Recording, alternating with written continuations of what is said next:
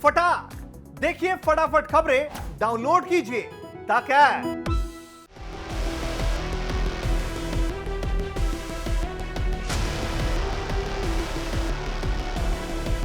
आज हम आपको एक ऐसे व्यक्ति के बारे में बताने वाले हैं जिसने साल 1962 के दौर में हजारों भारतीयों को युगांडा छोड़ने पर मजबूर कर दिया था। लेकिन आखिर कौन था वो और क्यों उसने भारतीयों को युगांडा से निकाल दिया? नमस्कार, मैं हूं जीत और आप देख रहे हैं भारत तक।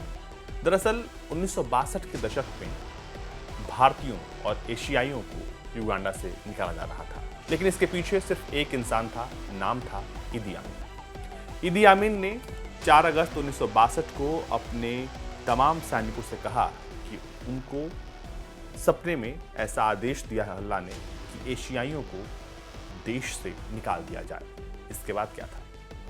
वहां से एशियाइयों को निकाला जाने लगा।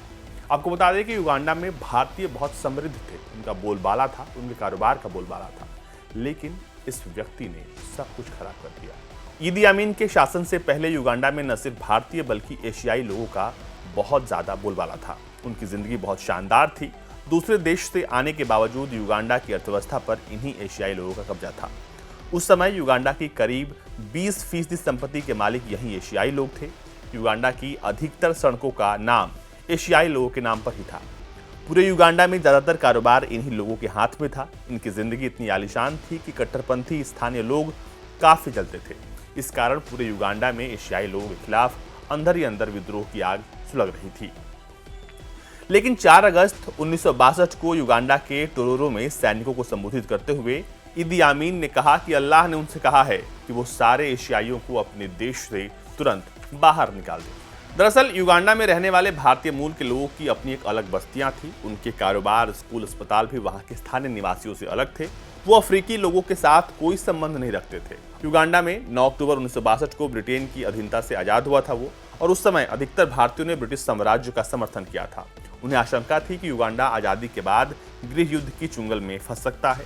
आजादी के बाद मिल्टन ओबोटे युगांडा के पहले प्रधानमंत्री बने। युगांडा के पहले राष्ट्रपति का पद वहां के सबसे बड़े कबीले बंगाड़ा के सरदार एडवर्ड मोटेसा को मिला। सिर्फ 4 साल बाद ही मिल्टन ओबोटे ने एडवर्ड मोटेसा को सत्ता से हटाकर अपना आधिपत्य जमा लिया। ओबोटे के संबंध एशियाई लोगों से काफी अच्छे थे। इस कारण कई भारतीय और दूसरे एशियाई देश के लोगों को मंत्रिमंडल में जगह दी गई थी। लेकिन तभी एंट्री होती है ईदी आमीन की।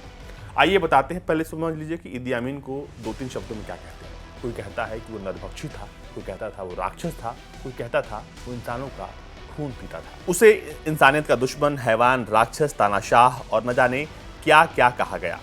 ये शब्द ईदी आमीन के लिए इस्तेमाल होते थे। इसने सिर्फ 8 साल के शासन में लाखों लोगों को मरवा दिया। कहा जाता है कि ईदी आमीन नरभक्षी था, वो इंसानों का खून पीता था और उनके मांस को खाता था। ये वही क्रूर शासक था जिसने सत्ता संभालते ही सैकड़ों साल से रह रहे भारतीयों को तुरंत देश छोड़ने का आदेश जारी किया था। इसलिए ईदी आमीन ने भारतीय समुदाय को सिर्फ 90 दिन का समय दिया था। जरा सोचिए, जिन लोगों ने बरसों से जीतोड़ मेहनत करके पाई पाई जोड़कर अपना सब कुछ वहां खड़ा किया था, उन्हें मोहलत दे दी गई थी 90 दिन में उस देश को छोड़ने की। इसके बाद ज्यादातर भारतीय ब्रिटेन में जाकर बस गए, बाकी के कई स्वदेश लौटे और दूसरों ने यूरोपीय और आसपास के अफ्रीकी देशों में शरण ले ली थी। दरअसल ईदी आमीन 1971 में मिल्टन ओबोटे का तख्ता पलटकर युगांडा की सत्ता पर काबिज हुआ था। एक जमाने में ईदी आमीन युगांडा का हेवीवेट चैंपियन था। 6 फीट 4 इंच लंबे ईदी आमीन का वजन 135 किलोग्राम था। 8 साल के शासन के दौरान ही ईदी आमीन ने लाखों लोगों के मौत के घाट उतरवा दिया था। उसने अपने सरकार में इतनी तबाही मचाई कि पूरी दुनिया में उसे तानाशाह, कातिल और न जाने क्या क्या कहा गया। आमीन के समय में स्वास्थ्य मंत्री रहे हेनरी कैनबे ने a state of blood the inside story of ईदी आमीन नाम की किताब लिखी। उसके क्रूरता के ऐसे ऐसे इनसाइड किस्से बताए जिसे जानकर पूरी दुनिया सन्न रह गई। हेनरी कैनबा ने अपने किताब में लिखा कि ईदी आमीन ने न सिर्फ अपने दुश्मनों की हत्या करवाई बल्कि उनके शवों के साथ भी बर्बरता की। मुर्दा घर में रखे शवों के गुर्दे, लीवर, नाक, होठ और गुप्तांग गायब मिलते थे। हैवानियत के कारण ही ईदी आमीन को मैड मैन ऑफ अफ्रीका भी कहा जाता था। दावा तो यहाँ तक है कि उसके फ्रिज में इंसानी मांस मिले थे। 1989 में जब तंजानिया और ईदी आमीन की विरोधी सेना ने हाथ मिला लिया, तब ये भागकर सऊदी अरब चला गया था। साल 2003 में इस खूंखार तानाशाह की मौत हो गई।